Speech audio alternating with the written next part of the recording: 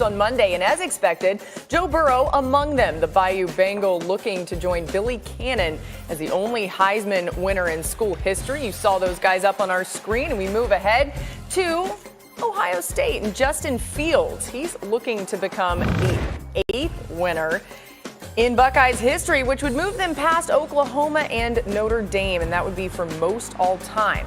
Now, this is interesting. His teammate, Chase Young, also one of the Heisman finalists. He became the 4th defensive lineman ever to be invited to New York. It's going to be interesting to see how these two interact with each other being there. And, of course, this one special to a lot of people who followed his career. Jalen Hurts continued a recent trend, as Oklahoma has now had a quarterback as a Heisman finalist in 4 straight years. That's the first time that's happened for any school. Now, all 4 of the finalists put up ridiculous stat lines this season, led by Burrow. He's on pace to break the single-season completion percentage record, already has the most passing yards and touchdowns in a season in SEC history. And Justin Fields, meanwhile, has thrown 40 touchdowns and just 1 interception, on pace to be the best ratio in FBS history. Now, Trevor Lawrence is not there, but our Dan Orlovsky is a big fan either way.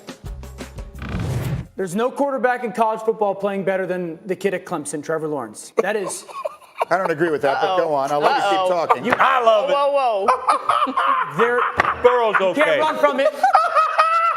Keep running. There's no running back playing better in college football. He's done. And there's one defense. God. There's one defense in the country. Oh, gee, did he really just say that? Come on. Sit down. Let me bring Marcus back. I like this. Stay. Yeah, so Paul Finebaum joining us now, and your reaction there to what Dan said, kind of similar to what Marcus did yesterday. Here's the thing. I think we know that Burrow's a runaway, but Greeny, what do you want to ask Paul? What was that reaction? Well, listen, I mean, I'm always amazed when Dan makes these mild statements. I remember last year, Tua was LeBron James. Now it's, who is Trevor Lawrence? Is he the Kobe of this generation? I haven't pegged him yet. If you're asking me to say something nice about Trevor Lawrence, I'm contractually obligated not to say anything good about Clemson. But listen, it's a fair conversation. I just didn't see Trevor Lawrence play anyone this year where I could make a value judgment. The last time I saw him in a competitive game was against the University of North Carolina, and prior to that it was Alabama. So Dan, you're welcome to your opinions. You're obviously here a lot more than I am. Doesn't it get a little bit stale that we only go, well, he hasn't played the guys that other people have? Everyone knows that. Everyone knows that Clemson has not he's been playing junior college teams all season. I think that's a little extreme. Okay. But everyone knows that he hasn't played I disagree, the schedule but that's okay. as Joe Burrow, right? Joe Burrow is I was the one 5 weeks ago, he said, runaway Heisman, give it to him, and he'll be the #1 pick. Before you were saying it, Paul. And so I think to take the shot at Trevor Lawrence and go like, I just haven't seen him play anybody.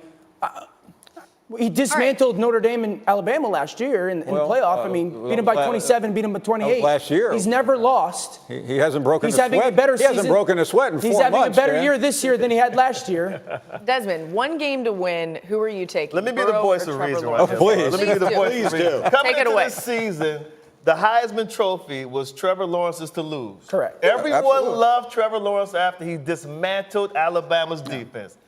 That should tell you how his season has gone so far this year. He's not even a finalist. So to say he's playing better than any quarterback, I think is just a little far stretch. He is having a fantastic season. There's no doubt about that. The competition is the reason why that's why the committee put them at 3, okay? Of course. 1 game to go, though, Laura, to answer your question.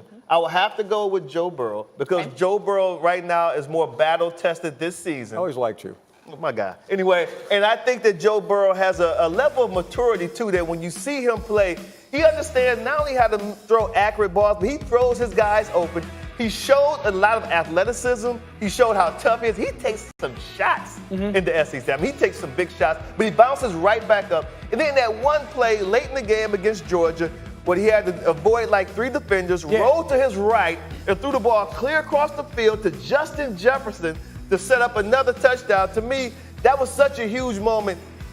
Trevor hasn't had to do that this season. Not saying that he can't, but he doesn't have a highlight like that. I love what Joe Burrow brings to the table. Again, both things can be true, right? But if I had 1 game, I'm taking the guy who I've never seen lose.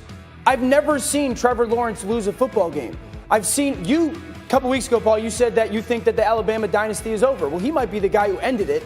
And then I said this yesterday. Listen, I don't mean to be a lawyer here, but I think I said the window is closing. But why let facts but get in the way of this a is conversation why. on But Get this is why. I mean, I think that Trevor Lawrence makes throws. He can make throws that other guys can't. I mean, these are window throws that you have to have a unique arm strength, unique vision to make those throws. Break the tie, Greeny, please. No, you break the tie. Your name's on the screen, not mine.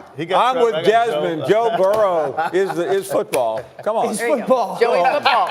In what can only be described as an upset, Paul picked the guy from the SEC. All right, as we continue on Get Up this morning, Dan Orlovsky says last night was the most important win of Carson Wentz's career. We'll tell you why the Eagles will need even more from their quarterback down the stretch. And then Baker Mayfield has struggled in his second season. If Freddie Kitchens isn't the coach next year, that weren't involved with and so forth, I have no idea. Well, let's try to start filling in some of these blanks. The Patriots released a statement after that saying, "We understand and acknowledge that our video crew, which included independent contractors who shot the video, unknowingly violated a league policy by filming the field and sideline from the press box. When questioned, the crew immediately turned over all footage to the league and cooperated fully. The production crew is independent of our football operation. We accept full responsibility for the actions of our production crew at the Browns-Bengals game." Again, I'll repeat, the Patriots play the Bengals this weekend. Dan Graziano, NFL insider, has been working this story for us from the moment that it broke. Let's start trying to fill in some of the holes for the fans who are trying to make up their minds what to think about all of this, Dan. Where do we begin? Well, I think you begin with the idea that the Patriots do not they want to make sure that the people don't think they were doing anything nefarious here. The history is what the history is. 12 years ago, they were punished for videotaping the Jets sideline, and because of that history, I think people jump to conclusions. And maybe they should, but at this point, the Patriots are saying that they shouldn't, that this was innocent, that they were putting together something for their web series, and that part of the sideline may have inadvertently been filmed. The reason that matters is the league has strict rules about videotaping opponents' sidelines because they don't want teams to be able to go through and say, oh, this is the signal they use for this particular play. This is the mechanism they use for communicating these kinds of plays to and from. So they can use the videotape and figure out ways to divine what the other team is doing, what they might be calling. So I think it's important for people to understand that. If the league finds that that's what's on the tape, then they could come down hard on the Patriots. But if the league finds that the Patriots are telling the truth and saying, look, we were trying to do a feature on our advanced scout, some stuff got shot in the background, we weren't going to use it for anything, then I think whatever punishment happens might be minimal. But I would think the league probably has to do something because it would need to make a point about video technology and how they do and don't want it used. So to be clear, what is actually on the tape will play a huge role in all of this, and let's make sure this is clear for the audience. The NFL has all the pertinent tape that they might want to. Whatever it is that was shot, the NFL has it? That's my understanding, and the Patriots said that in their statement that they turned it all out. What happened is the Bengals saw somebody in Patriots gear with a video camera and shooting toward the field, and they called NFL security over. There's an NFL security rep at every game. They called NFL security over and said, you need to get this tape, this footage, and the Patriots turned that all over, and now the league has copies of what they need. Yes. And so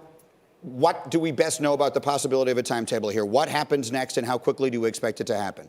Well, it doesn't. Based on what we know, it seems like the league would have all it needs to look and figure out what needs to be done here. I wouldn't be surprised if something happened in the next couple of days. Whether it is the league coming out and saying no harm, no foul, this is a big nothing, move on, or whether it's a league coming out and saying, hey, we don't think they were trying to do anything, but they still did something that's against the rules. So here's a fine. For example, as a possible punishment for that. So I wouldn't be surprised if this was a result. I don't think the NFL wants this hanging over any part of the remaining season or even this Sunday's Patriots-Bengals game in Cincinnati. All right, Dan, as you continue to find more, obviously, we'll stay close to you. Thank you very much for that. And quickly, let me just bring it here. Dan, the conversation we had at our meeting this morning was about the phrase confirmation bias. Yeah, I mean, I think that with this situation, no matter what the league says, if you were part of the group that has for a while believed the Patriots were cheaters and whatnot. This only gives you more fuel to your fire. And then there's a group who doesn't buy into it, who doesn't think there's anything to it, and you're going to overlook this as well. I don't think anything that the league will come up with will change. There's two groups. You either believe that their history, or you overlooked it in the past and don't really care about it, and I don't think this is going to sway that. All right, this doesn't seem the time to speculate on any of this. As Dan just told you, the league will do its investigation. What's on the tape will be what's on the tape, and that will determine where it goes from here. We'll talk much more about it